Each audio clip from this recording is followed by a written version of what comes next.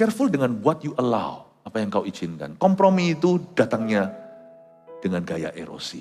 Perlahan-lahan namun jadi. Justru waktu hidup enak, berdoalah. Waktu hidup Anda nyaman, ke gereja. Waktu tahun ini gak ada apa-apa, sujud di kakinya seperti besok pagi. Waktu anak-anak tidak punya lagi kebutuhan, semua disediakan, suruh mereka melayani.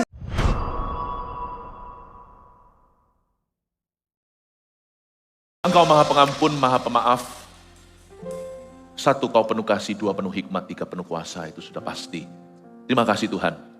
Kau tidak pernah meninggalkan kami dalam kesalahan kami berlama-lama, Engkau selalu mengajari sesuatu yang baru. 2023 telah berlalu, kami akan memasuki ya Tuhan tahun ini lebih lagi, dalam segala wahyu dan hikmat-Mu. Hamba mengundang Roh Kudus, Roh wahyu dan hikmat itu untuk beracara lebih lewat firman-Mu.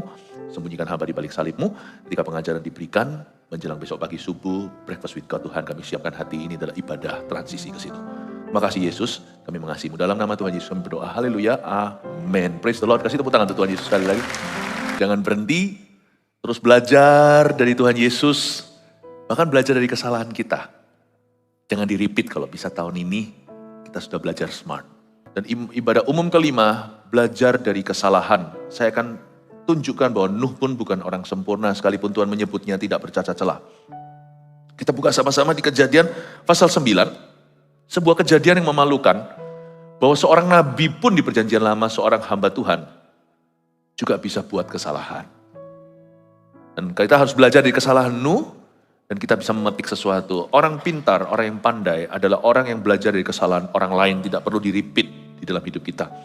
Tapi juga perlu belajar dari kesalahan sendiri. Mumpung salah nih, bertobat dari kesalahan itu jangan sia-siakan kesalahan masa lalu. Pastikan jadi pembelajaran yang berharga.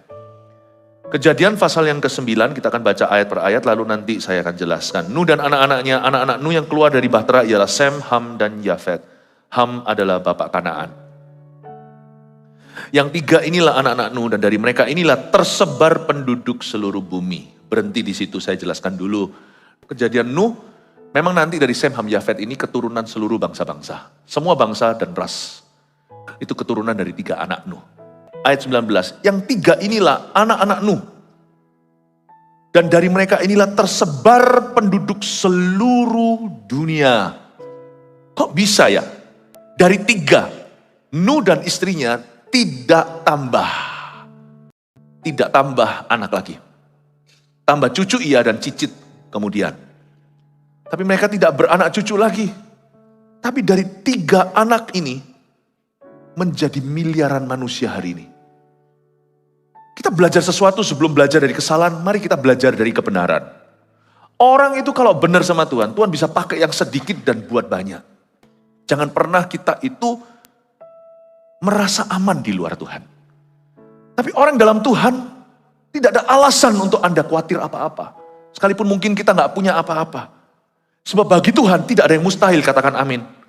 Yang 3 inilah anak Nuh, dan dari mereka inilah tersebar penduduk seluruh bumi. That's the power of divine blessing. Itulah kuasa berkat ilahi. Kalau Allah memberkatimu, jikalau Allah di pihakmu, siapa lawanmu? Kalau Tuhan yang membuka pintu, siapa bisa menutupnya? Kalau Tuhan yang meninggikanmu, siapa bisa merendahkan? Tapi kalau Tuhan yang menerkammu, siapa yang melepaskan? Dialah singa dari Yehuda.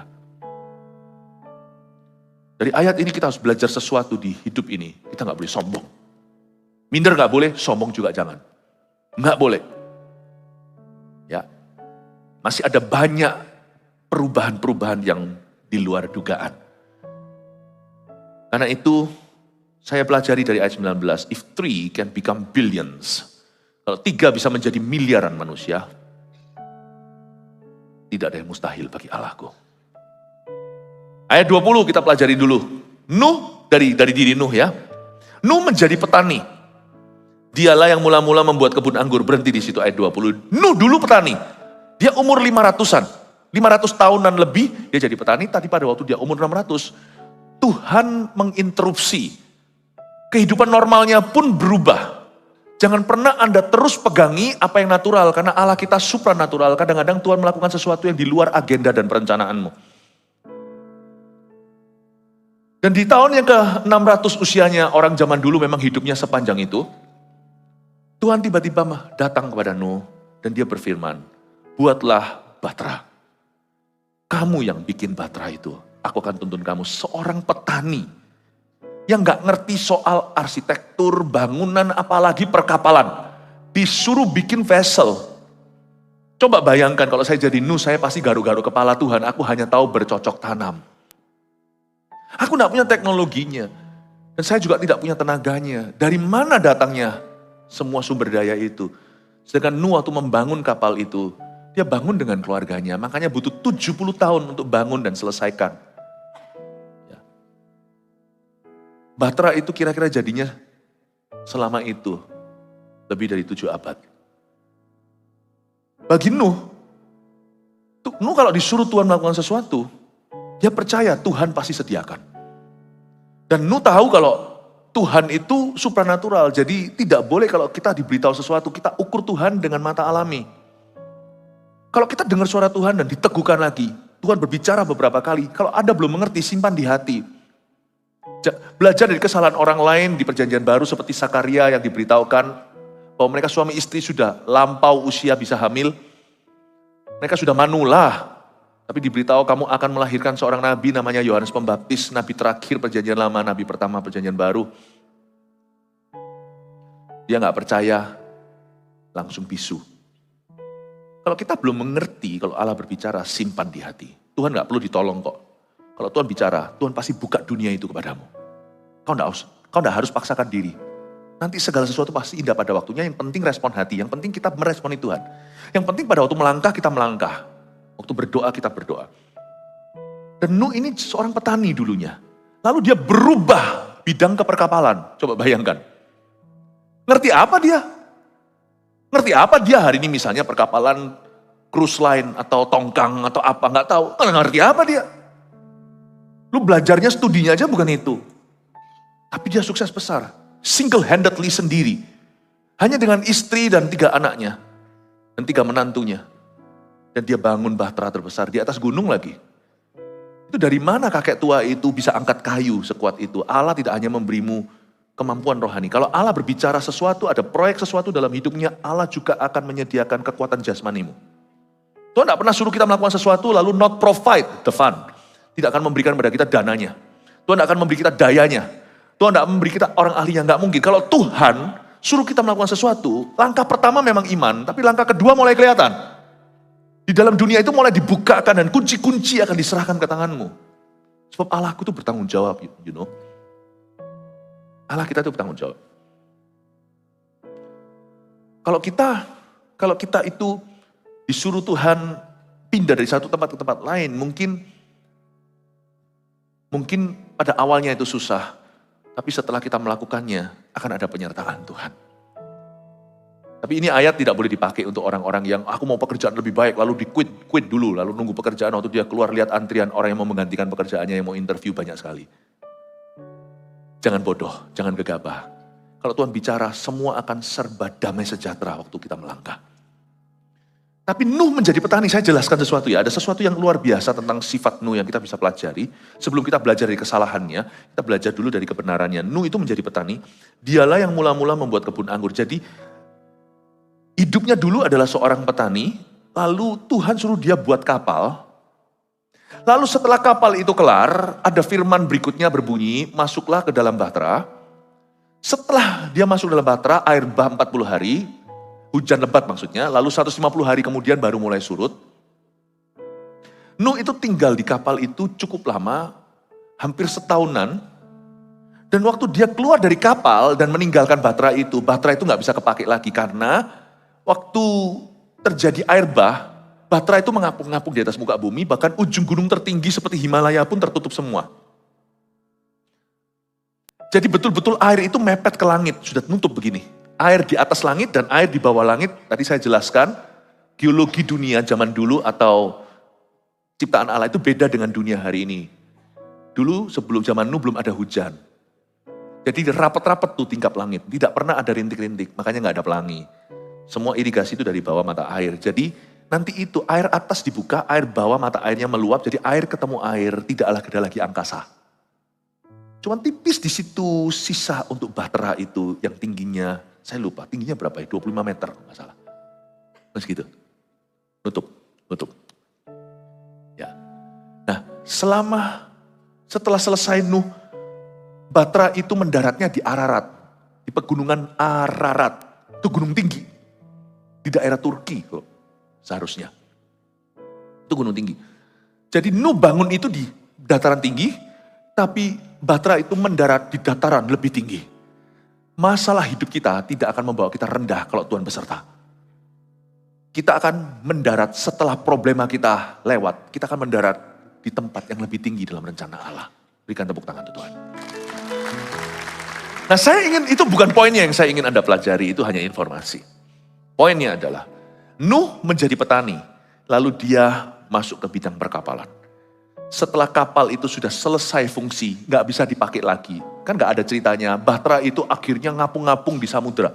Karena setelah semua bersih dari air bah, laut tetap lautan yang kita lihat hari ini, tetap lautan. Air yang di daratan itu ada pisah, namanya pantai yang memisahkan. Gak ada terus tiba-tiba Nuh, yes! Air bah sudah surut, keluar cemplung ke samudera kan, Sami Mawon mati lagi. Dia bisa mendarat di gunung. Dan setelah mendarat di gunung, kenapa Tuhan daratkan Batra itu di gunung ya? Kadang-kadang saya bertanya, apa saya ini terlalu banyak berpikir waktu baca firman? Tapi mungkin itulah pewahyuan dalam jiwa yang membuat saya menggali sesuatu dari Roh Kudus. Kenapa ya kok mendarat di gunung? Mungkin sebagai peringatan ya, untuk waktu ke depan masih ratusan tahun, sekarang Batra tidak ditemukan. Ya adalah desas-desus sini-sini sana arkeologis yang menunjukkan tanda-tanda kok bisa ada kayu, gofir di atas gunung yang tinggi segalanya. Di daerah Ararat, ya ada banyak lah, tapi kan kita belum tahu pasti di mana. Tapi kita tahu cerita ini benar karena firman Allah mengatakannya. Dan saya rasa itu mendarat di Ararat untuk menjadi peringatan buat keturunan Nuh. Setelah itu kan Tuhan mempopulasi lagi dunia. Diingatkan, sesuatu yang ditaruh di atas puncak gunung itu akan selalu diingat. Jangan pernah lupa hukuman Allah. Tolong diingat-ingat supaya kita tidak bodoh dua kali.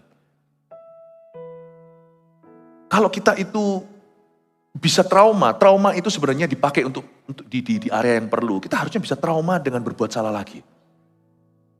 Anehnya manusia itu sudah bengkok. Yang dia trauma itu yang Tuhan bilang jangan kamu takuti. Tapi yang harusnya dia takuti, dia gak pernah trauma itu, gak pernah belajar dari kesalahan, diulang-ulang lagi. Iya itu, gimana toh itu? Dia ditaruh di Ararat situ, ditaruh di tempat tinggi supaya semua orang mengingat bahwa once upon a time, ini bukan dongeng tapi kejadian sungguhan bahwa Tuhan pernah menghukum seluruh dunia. Karena mereka jahat. Taruh di Ararat. Tapi sekarang, setelah Nuh keluar dari perahu, udah percuma itu, gak ada gunanya. Air bah gak datang 2 kali, Tuhan berjanji lewat pelangi. Jadi, Nuh harus jadi apa loh? Ini yang membuat saya kagum tentang Nuh. Nuh ayat 20, kembali menjadi petani. Ini yang saya sebut humility, cukup humble, tidak ada post power syndrome. Dulu kamu seperti apa? Kira-kira gitulah ya. Dulu kita ini seperti apa? Kecuali dosa ya, hidup lama, jangan kembali ke sana. Kalau kita kembali ke situ namanya perubahannya 360 derajat, itu namanya balik kucing. Kalau 180 derajat nggak akan kembali ke sana lagi. Tapi kalau sesuatu itu bukan hidup lama kita atau dosa, misalnya kita ini apa? Jangan keberatan kalau setelah momennya lewat, kairos Tuhan sudah selesai, tugasmu usai dan diizinkan masih hidup sekian lama di atas muka bumi. Jangan keberatan untuk melepaskan posisi. Let go. Gak apa-apa. Gak usah post power syndrome. Nuh dulu itu bangun kapal kan jadi orang besar.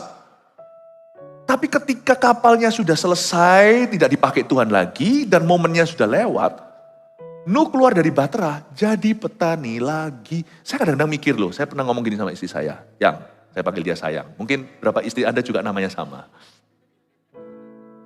Saya bilang, Yang, kalau aku gak bisa khotbah lagi, kamu masih cinta gak sama aku? Istri saya bilang gini, loh, aku dulu kenal kamu tuh, khotbahmu belum bagus. Oh iya, berarti karena kau cintai aku, khotbahku jadi bagus. Ini ngaku-ngaku nih, gak tahu bagus gak, terserah Anda yang menilai. Terus saya bilang, kalau saya gak bisa khotbah lagi misalnya, atau Tuhan gak pakai saya dengan cara yang sama lagi, saya tahu Tuhan mengasihi aku, kamu bisa menerima aku kan? Loh, kalau sampai pemakaian Tuhan Nggak akan itu ya. Pemakaian Tuhan, istri saya bijaksana, pemakaian Tuhan akan terus dalam hidup kita. Tapi kalau sampai kairosnya, awannya itu terangkat, Roh Kudus nggak terangkat, momennya aja. Istri saya berkata gini, kan tambah enak, kita bisa jalan-jalan ke tempat-tempat yang selama ini ditangguhkan, gara-gara kita harus terus berfungsi, harus terus bekerja untuk Tuhan. Tahu nggak, sedikit banyak Anda harusnya merasa bersalah. Saya ini punya bucket list nggak pernah kecapaian, karena Anda. Christmas saya harus di sini. Akhir tahun harus di sini. Awal tahun di sini. Lah kapan saya perginya? Sana gembala sidang ya, saya ini pegawai. Pegawai negeri kerajaan sorga. Tahun ini rencana saya sih kepingin, apalah nanti nabung lah ya. Lihat aurora itu. Lihat apa segala di Eropa, di mana. Saya kira tahun ini saya ngomong sama Pastor Yo. Pastor Yo, saya bilang. Gimana? Nanti gini lah. Saya pancing-pancing nih waktu lagi meeting. Saya rasa tahun ini kita online aja ya, akhir tahun seperti tanggal 31 kemarin itu loh. Yang jam 10, kita online aja. Loh jangan kok, itu jemaat nunggu loh. Ada beberapa yang waktu ketemu sama saya bilang, ini 3 tahun gak pernah diadakan. Saya tunggu-tunggu. Dari jam berapa gak pulang. Tunggu terus. Ada yang sengaja gak pergi, kenapa? Karena kita mau mendengarkan gembala kita untuk memberi kita remah-remah yang baru dari Tuhan. Kita mau masuk ke tahun baru. Saya bilang dalam hati, ya Bu gitu loh. Nah kapan saya bisa tanggal 31 pergi? Dan jadi akhirnya good newsnya gini, tahun ini, dan kapanpun sampai selama Anda butuhkan, I'm here. Saya tidak akan kemana-mana. Udah lama saya nggak white Christmas. Dulu waktu saya sekolah itu white Christmas kalau saya di Kanada. Tanggal 25 putih semuanya. Kalau sini kan putihnya kan pakai apa namanya itu gabus-gabus kan. Saya paling suka white Christmas tapi nggak bisa. Bayangin kalau saya sekarang ada di Kanada white Christmas gitu sekalinya, saya pasti kangen jemaat. Saya dan istri pasti kangen jemaat. Mendingan kami di sini hot Christmas. Tapi bersama dengan jemaat terkasih daripada salju tapi dingin di hati. Gini loh. Detik Anda tidak butuh sama saya lagi, I don't mind going back to the early Philip. I don't mind. Detik Tuhan berkata, Philip, selesai kamu. Aku udah tidak memakaimu dengan cara yang sama seperti Charles Finney, pembangun kegerakan rohani itu. Saya rasa I don't mind untuk kembali jadi petani. Saya kembali dengan Alkitab saya dan stabilo saya. Waktu saya zaman sekolah masih kuliah. Gak ada orang kenal. Saya belum sesibuk ini. Saya stabiloi semua Alkitab saya. Yang modelnya kurang lebih ya kayak begini-begini ini. Stabiloan semua ini kayak begini-begini. Sampai anak saya tertawa bilang, Dad, yang distabiloi kok semua katanya. Jadi yang mana yang penting? Semua penting nak. I don't mind, karena saya dulu suka sekali. Kalau saya tidak jadi pengkhotbah, saya nggak keberatan cuma jadi Bible student lagi. I don't mind. Saya rasa kita semua harus punya itu kalau supaya keluarga kita tuh langgeng nanti kalau kita bisa serah terima jabatan kuasa atau dalam pelayanan. Jangan gini. Jangan gitu. Ini yang membuat masalah antar generasi. Belajar dari kesalahan generasi sebelumnya. Gini. Makanya di Korea, anak-anak mudanya hilang semua. Masa jadi youth pastor umur 56? Belum bisa percaya sama anak muda. Umur 56 harus jadi youth pastor terus. Jangan ginilah. Nggak usah gitu.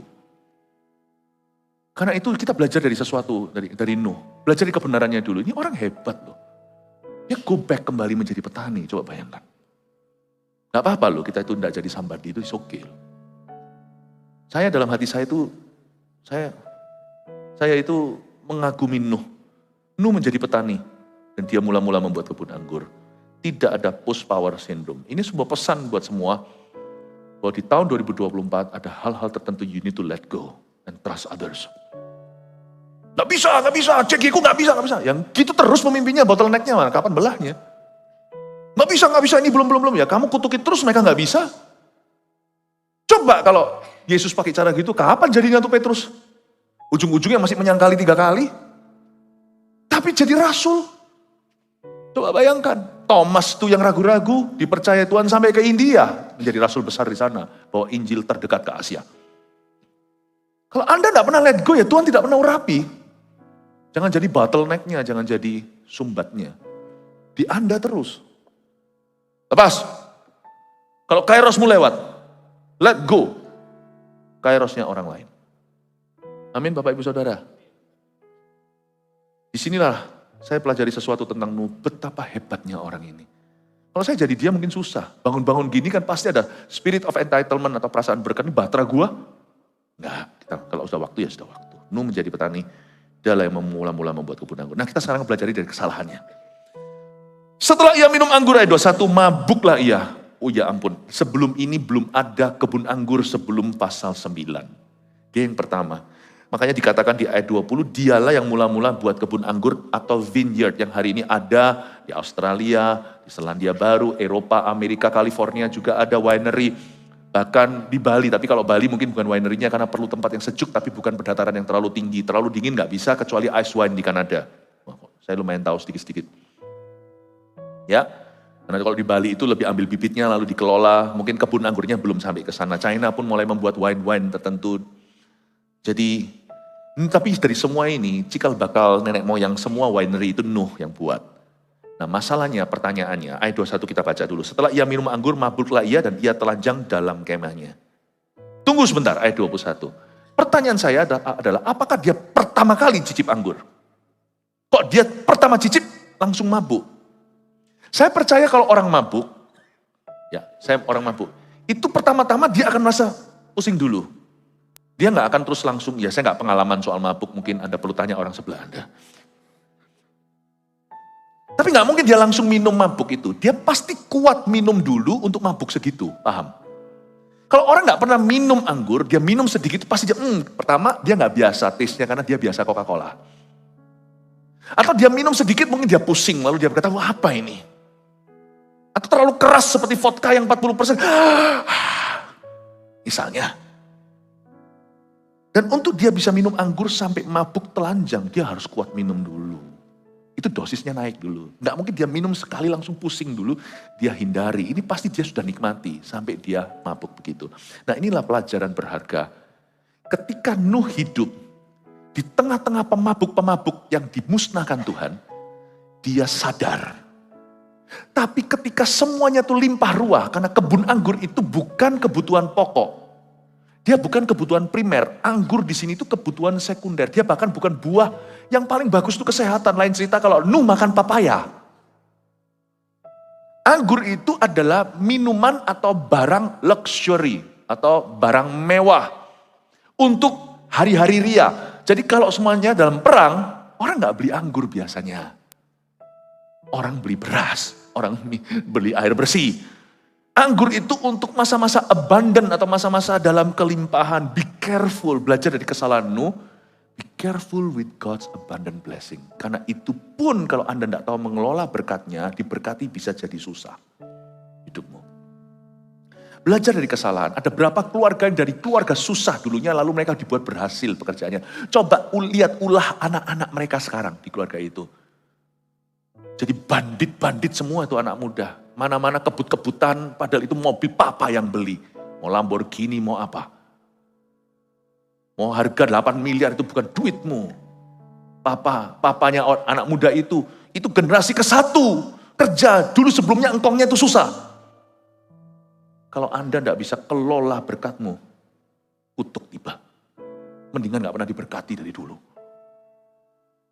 Nuh ini, limpah ruah, baru masuk kebun anggur. Itu sudah di zaman pesta. Saya rasa dia nggak keluar batra langsung, tapi nantinya dia mulai eksperimentasi, buah dikawinkan dengan buah, lalu jadi anggur itu.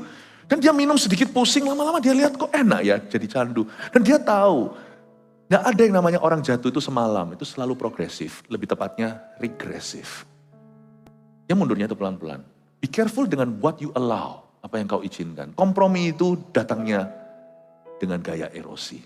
Perlahan-lahan namun jadi.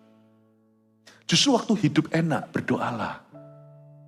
Waktu hidup Anda nyaman, ke gereja. Waktu tahun ini gak ada apa-apa, sujud di kakinya seperti besok pagi. Waktu anak-anak tidak punya lagi kebutuhan, semua disediakan. Suruh mereka melayani, itu suruh pegang kamera. Suruh jadi asyir di luar berkata, shalom, shalom, ajari dari kecil. Gak gitu nanti besar jadi bandit. Nabrak kanan kiri. Karena saya pikir anak orang miskin jauh lebih lebih diberkati loh jadi daripada anak orang kaya. Berkat mereka cuma materi. Tapi nggak semua ya. Anak orang miskin kalau punya mental yang salah, lalu habis itu iri hati apalagi mencuri juga tidak benar. Anak orang kaya kalau diajar benar, disitulah turun-temurun berkat Abraham dipelihara dalam keluarganya. Berkat anak cucu itu ada, Abraham, Ishak, Yakub, Yusuf. Coba Anda lihat, Abraham kalah sama Ishak. Bukan kalah pamornya, Abraham tetap bapak iman. Tapi Ishak lebih gede dari Abraham. Gak lari tuh devisanya. Yakub lebih gede dari Ishak. Gak dikasih pinjaman, Yakub itu lari. Yusuf 0. Baju pun dikasih sumba darah, pura-pura jadi darah kambing. Difitnah sama saudaranya, katanya diterkam oleh binatang buas. Tapi lebih besar lagi, dia beli seluruh Mesir. Sampai orang Mesir pun jadi propertinya. Coba bayangkan. Abraham itu pergi sebagai nomaden ke negeri orang. Sampai usia cicit, sampai keturun ke cicitnya. Itu orang Yahudi, turun-temurun, warisan tidak hilang. Sampai ke bawah Yusuf, dia bukan nomaden di negeri orang. Dia beli negeri orang, dia jadi orang asing tapi jadi tuan. Coba Anda lihat. Kalau anak orang berhasil seperti Abraham, dididik dengan benar. Berkat Tuhan tidak akan lari dari keluarga itu. Tapi keturunanmu akan jadi berkat bagi dunia katanya. Berkat bagi bangsa-bangsa. Saya ingin Anda untuk melihat bukan kaya miskinnya secara harta. Mengubah perspektifmu. Belajar dari kesalahan Nuh. Di masa-masa abundant atau di masa-masa dia limpah ruah. Dia gak hati-hati. Dia minum sedikit. Dan justru di masa-masa dia dikelilingi oleh pemabuk. Dia sadar. Tapi ketika dia dikelilingi dengan orang sadar. Istri anak-anaknya sendiri. Mabuk malahan. Pernahkah Anda itu kalau lagi susah itu sungguh-sungguh. Tapi nanti kalau lagi happy tiba-tiba jatuh? Berapa banyak di antara kita misalnya retreat, wah mau persiapan, wah tegang sekali pertama kali pimpin pujian atau pelayanan, disuruh sharing mungkin di kelompok kecil per kamar, wah persiapan, tapi setelah retreat selesai, jatuh di kebiasaan buruk lagi. Be careful with good time. Hati-hati. Itulah sebabnya saya sebagai gembala, saya akan terus menjadikan ini culture kebudayaan gereja ini, baik gak baik waktunya, tutup tahun sungkem. Buka tahun sungkem sama Tuhan Yesus. Saya ajari anak-anak saya, kita bisa memberi dalam kelimpahan, kita bisa memberi dari kekurangan. Karena kita adalah pemberi. Saya beritahu sama anak-anak saya, namanya Mantova. Semua pemberi, tidak ada yang mengemis-ngemis. Saya gak peduli kalau kita jadi pengemis, kita akan menjadi pengemis yang memberi. Bukan pengemis gak akan memberi. Tapi kita gak akan pernah ngemis. Kurang gak apa-apa. Kita mawas diri, kita akan selalu menjadi pemberi. Itu status. Ajari putra-putrimu, belajar dari kesalahan ini, dari kesalahan Nuh. Ketika dia nyaman, dia tidak jaga. Karena itu minta berkat gak selalu baik buat kita. Mintalah hati bijaksana itu lebih tepatnya. Karena orang yang memperoleh hati bijaksana memperoleh sesuatu yang lebih berharga daripada emas, perak, dan permata, kata Amsal. Orang yang punya hati bijaksana bisa mengelola kekurangan. Orang yang hatinya bijaksana bisa mengelola kelimpahan. Selama dia bijaksana, dia pengelola di mata Allah. Amin Bapak Ibu Saudara. Saya harap ini berguna untuk tahun 2024, arah hidupmu supaya benar di hadapan Tuhan. Setelah ia minum anggur, dia mabuk. Ayat 22, maka Ham, bapak Kanaan itu melihat aurat ayahnya. Lalu diceritakannya kepada kedua saudaranya di luar sana. Sesudah itu Sem dan Yafet mengambil sehelai kain dan membentangkannya pada bahu mereka berdua. Lalu mereka berjalan mundur. Mereka menutupi aurat ayahnya, maksudnya kemaluan, sambil berpaling muka, sehingga mereka tidak melihat aurat ayahnya. Ada 3 anak Nuh, Sem, Ham, dan Yafet, ini anak kedua. Saya anak kedua, jadi saya baca begini. Maka Ham, anak Kanaan itu, dari 3 anak Nuh, mungkin Ham ini yang paling gemuk, siapa tahu, namanya Ham. Hamburger. Enggak, ini hanya candaan ya. Enggak ada hubungannya. Ham ini adalah anak tengahnya Nuh, Sem, Ham, dan Yafet. Dia bapak Kanaan, dia punya anak namanya Kanaan. Nama Kanaan itu tidak buruk sebenarnya, tapi nanti konotasinya buruk karena kutuk. Maka Ham, bapak Kanaan itu melihat aurat ayahnya. Jadi memang namanya minuman keras itu mesti hati-hati. Kalau di sini ada suka yang lopi segalanya, be careful ya. Memang Alkitab tidak berkata jangan minum anggur, tapi jangan mabuk karena anggur. Ya. Jangan mencobai dirimu sendiri sampai perbatasan. Jangan. Paulus berkata pada Timotius, kamu minum sedikit anggur karena itu baik buat perutmu. Karena kita nggak relevan sekarang di negeri tropis, tapi di negeri di mana Paulus dan Timotius melayani itu kadang-kadang winter, disuruh untuk hangatkan tubuh. Tapi yang namanya dunia minuman keras ini, makanya ada salah satu namanya spirit kan. Gak heran dikasih nama itu. Memang kalau orang minum kebanyakan, dia akan hilang kewarasan. Jarang cerita-cerita di tempat-tempat barbar itu mereka berkelahi. Mereka melakukan perkara-perkara bodoh. Dan kali ini telanjang dia. Kelihatan anaknya si Ham. Namun kenapa? Kalau kelihatan itu salahnya Ham, mungkin ada yang tanya. Kan salahnya Nuh. Ini bukan hanya dia melihat aurat ayahnya, tetapi di kalimat berikutnya lalu diceritakannya. Kata diceritakannya ini dalam bahasa Indonesia tidak ada salahnya, cuman cerita. Dek, lu tahu nggak papa ngapain? Nah itu nggak salah. Tapi kata diceritakan ini dalam bahasa aslinya, he told them delightfully. Beda loh ya. Kalau kita memberikan informasi tepat guna dan tepat alamat pada orang yang bisa berbuat sesuatu tentang itu, Tuhan tidak menganggap itu salah. Karena informasi itu sebagai transmisi atau kita itu transfer informasi untuk berbuat sesuatu. Tapi kalau kita ceritanya itu sambil, lihat orang itu, sambil begitu ekspresi wajahnya, kita menikmati itu, di mata Tuhan, itu bukan diceritakan. Itu digosip ria. Paham ya? Hati-hati loh, Tuhan itu mendengar loh. Orang yang kepo tak perlu, itu bahaya sesuatu. Dan dia cerita, itu dikatakan di Alkitab, di sini diceritakan itu, he told his brothers delightfully. Karena itu kita perlu belajar sesuatu, perkara-perkara yang menyedihkan, yang menyayat hati Tuhan, don't laugh about it, don't make jokes about it. Jangan buat itu jadi lelucon, jangan ketawa di mana Anda perlu meratapi sesuatu. Saya kalau mendengar orang Kristen salah, hamba Tuhan jatuh, saya itu sedih. Saya tidak akan sembarang cerita, apalagi kalau saya cerita dengan orang yang akan melukai imannya. Orang itu mungkin belum aman dengan Tuhan, apalagi bukan orang seiman. Saya harus hati-hati, karena apa yang saya utarakan itu saya tanggung jawab di depan Tuhan. Karena ayatnya berkata, apa yang mulutmu katakan akan menyeretmu ke pengadilan. Saya harus cerita kalau saya nggak boleh cuci tangan. Masalah dalam gereja, di dalam kekristenan adalah orang itu biasanya, udahlah jangan jamak orang yang diurapi. No, kalau Anda berada di posisi dan Anda perlu beritahu, Anda perlu ngomong sesuatu dan kita perlu arahkan itu dengan benar. Tapi informasi itu kuasa. Karena itu jangan sampai Anda terima telepon, kasih informasi pribadimu. Bisa terjadi pencurian identitas. Don't you know that information is power? Gak percaya, coba beritahu tanggal lahirmu, nomor HP-mu semuanya. Nanti jangan heran tiba-tiba ada sesuatu tercuri dari Anda. Makanya itu jangan terus semerta-merta cari, hobinya cari secret. Secret is responsibility. Kalau saya tahu satu secret atau satu rahasia lagi, ada satu lagi pertanggungjawaban saya di depan Tuhan. Nanti ya waktu pembukuan kita suatu hari di akhirat. Satu, saya tidak akan cerita rahasia orang. Saya juga nggak akan cerita rahasia saya, kecuali memang itu adalah dalam integritas saya, tanggung jawab saya untuk menceritakan pada orang, kepada siapa saya bertanggung jawab. Dan saya tidak akan cari tahu rahasia. Saya beritahu pada Anda, kami ini tahu rahasia orang lebih banyak daripada yang Anda kira. Hati-hati bukan cuma di mimbar, di mana-mana. Hidupmu juga sama. Kita sama-sama debu dan tanah, kita sama-sama kan dihakimi dan diadili. Belajar sesuatu, Ham menceritakan dengan sembrono. Malah dia menikmati itu. Ini yang saya sebut character killing. Kena kutuk dia. Tapi nanti kita lihat, kenapa anaknya Kanaan juga kena kutuk? Waduh, yang satu ini smoking, yang satu second hand smoking, yang satu merokok, mengisap, yang satu mengisap asap rokok. Kalau Anda tidak bisa menjaga hati kepahitan, keturunanmu juga akan kepahitan.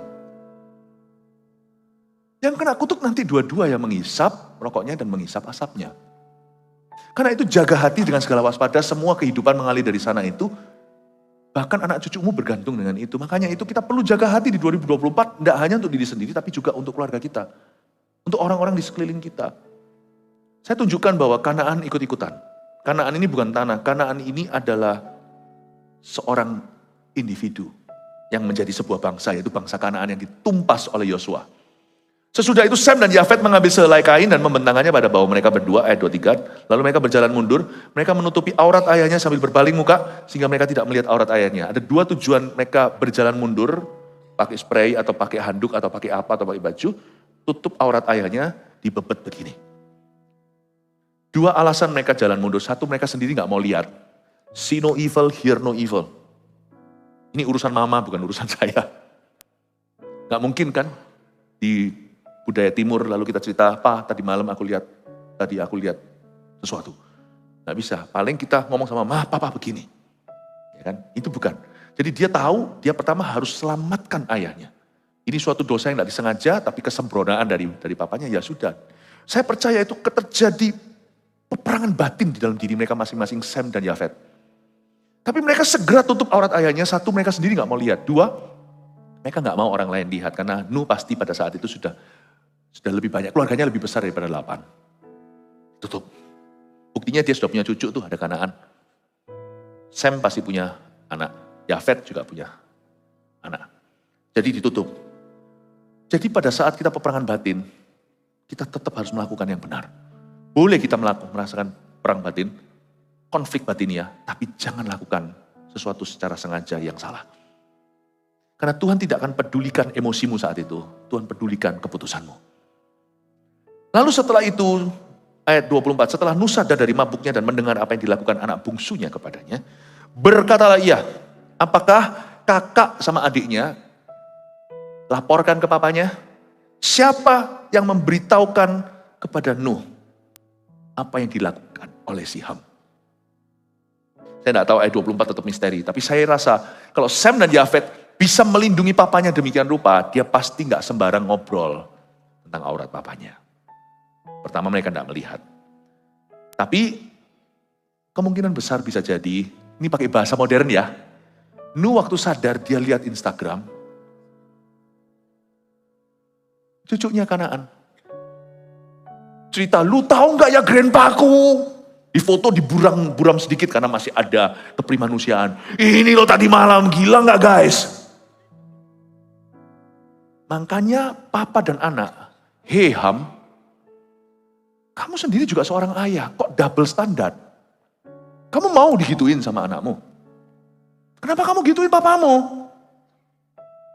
Lalu mungkin, ini bahasa modern tadi, waktu Nuh bangun, lihat itu di Instagramnya, dia kaget terkejut. Terjadi pembicaraan di antara cucunya. Wah, makanya Anda jangan kaget. Yang pertama keluar dari mulut Nuh adalah, berkatalah ia, baca ayat 25, terkutuklah Kanaan. Cucunya ini, hendaklah ia menjadi hamba yang paling hina bagi saudara-saudaranya. Mungkin papa sama anak, Ham dan Kanaan, kolaborasi. Ya, kolaborasi lewat IG kan juga bisa, collab nih namanya. Tapi si Nuh marah. "Kamu kok bisa begini Ham? Mulai hari ini aku kutuki kamu kolesterolan. Jangan makan banyak-banyak Ham." Ini candaan saja, udah malam. Ya, guyon ya. Terkutuklah Kanaan, hendaklah ia menjadi hamba yang paling hina bagi saudara-saudaranya. Sebentar, di ayat sana saya mau jelaskan. Kanaan baru alami kutuk ini 800 tahun kemudian. Baru 800 tahun kemudian ditumpas Yosua. Jadi antara kutuk diutarakan, kutuk dideklarasikan, dan kutuk dialami, itu ada 800 years. Just because, hanya karena kau lihat orang fasik itu flourish atau berkembang, hanya karena kau melihat orang yang tidak takut akan Allah seperti beria-ria, jangan kau kira berkat Allah ada di kepalanya. Dia sudah dikasih tanda untuk dihukum sama Tuhan. Cuman antara dia sekarang sampai hukuman itu mungkin masih ada happy ya-ya-nya. Jangan Anda kira kalau hidupmu enak itu berarti Tuhan berkenan.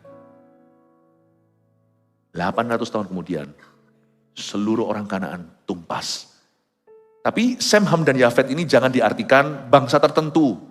Sem itu bangsa Eropa, langsung nanti bangsa Afrika, jangan gitu. Tidak ada tempat ruang untuk rasisme.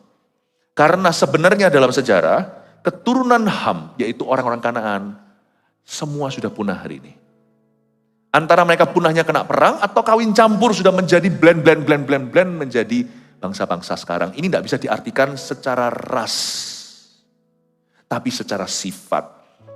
Ham ini adalah the Near Eastern people zaman dulu. Zaman-zaman dulu itu loh nanti yang muncul-muncul sampai Goliat apa semuanya itu kan dari situ. Ham ini. Near Eastern people, orang-orang di daerah East, di daerah timur. Jadi kalau Israel Anda lihat di tanah Kanaan di sana itu, Anda lihat Eastern itu mulai ke arah terus ke atas, ke arah Irak, Iran terus sana. Dan dulu juga ada umat-umat, ada people-people yang sudah extinct, yang sudah punah, tidak ada. Dan mereka semua sudah punah, memang mereka sudah ditumpas dalam sejarah. Habis, ludes. Jadi jangan berkata, kalau gitu aku ras apa? Karena memang ada ras-ras yang dijelaskan. Lihat ayat 26 lagi katanya, terpujilah Tuhan Allah Sem, tetapi hendaklah Kanaan menjadi hamba baginya. Kanaan memang menjadi tukang roti, sebelum mereka semuanya akhirnya juga tidak ada blending-blending di sejarah dan hilang. Lagi katanya, terpujilah Tuhan Allah Sem. Tuhan diberkati lewat keturunan Sem. Diberkati bukan berarti Tuhan terima sesuatu. Kata terpujilah di situ, blessed be the Lord. Anda tahu bahwa hidupmu itu berarti kalau Tuhan dipuji gara-gara Anda. Orang Kristen ya luar biasa. Nah, Anda langsung tahu, gak usah cari pengakuan. Tuhan sudah memberimu pengakuan. Kalau orang tidak benar, mengakuimu benar. Kalau orang gak benar mengakuimu, sama-sama seperti saya. Lain cerita. Tapi kalau orang yang tidak benar, bahkan orang benar pun bisa mengakui bahwa engkau benar. Kalau Tuhan namanya dipuji gara-gara Anda, berarti hidup Anda benar. Orang tidak boleh memuji khotbah kita, pelayanan kita. Orang harus puji hidup kita. Terpujilah Tuhan Allah Sem. Personal. Tapi hendaklah Kanaan menjadi hamba baginya. Ya. Keturunan Sem siapa aja? Nanti kita lihat. Allah meluaskan kiranya tempat kediaman Yafet. Yafet pun diberkati anak bungsunya dan hendaklah ia tinggal dalam kemah-kemah Sem. Tapi hendaklah Kanaan menjadi hamba baginya. Jadi Kanaan itu menjadi hambanya Sem, menjadi hambanya Yafet juga. Sebenarnya Sem lebih terutama ya. Nuh masih hidup 350 tahun sesudah air bah. Setelah salah, Tuhan masih kasih dia kesempatan 350 tahun lagi hidup. Jadi Nuh mencapai umur 950 tahun lalu ia mati. Orang zaman dulu hidup masih lama-lama ya, 950 tahun. Saya nggak mau hidup selama itu nanti jadi beban buat orang lain. Tapi saya jelaskan sedikit sebelum saya selesai. Sem, Ham, dan Yafet. Ham Anda sudah tahu keturunannya apa. Sem itulah turun-temurun orang-orang Yahudi. Israel dari Sem. Turun-turun menurunkan Daud, Yesus secara rasnya itu di situ. Yafet itu orang-orang Greek dari sana keturunan Yunani dan juga orang-orang Romawi. Jadi sebenarnya orang Eropa, kan zaman dulu belum ada Amerika, Columbus ke situ, itu kan dari Inggris. Ya, jadi itu dari sana. Termasuk orang-orang Asia, include Middle East, Timur Tengah, Amerika juga semuanya. Jadi banyak keturunan Afrika tentunya semuanya itu dari Yafet. Karena itu dikatakan kalau Sem tidak luas, Sem itu jadi tuan, menjadi pilihan. Yafet itu luas, makanya sisa seluruh bumi semuanya itu lahiran dari keturunan Nuh. Orang Asia semuanya itu dari Yafet. Kalau orang Asia yang sudah mati namanya Yafat. Wafat ya, sedikit juk-juk ya untuk membuat Anda bangun sampai pukul 2. Sebentar lagi saat teduh di Breakfast with God.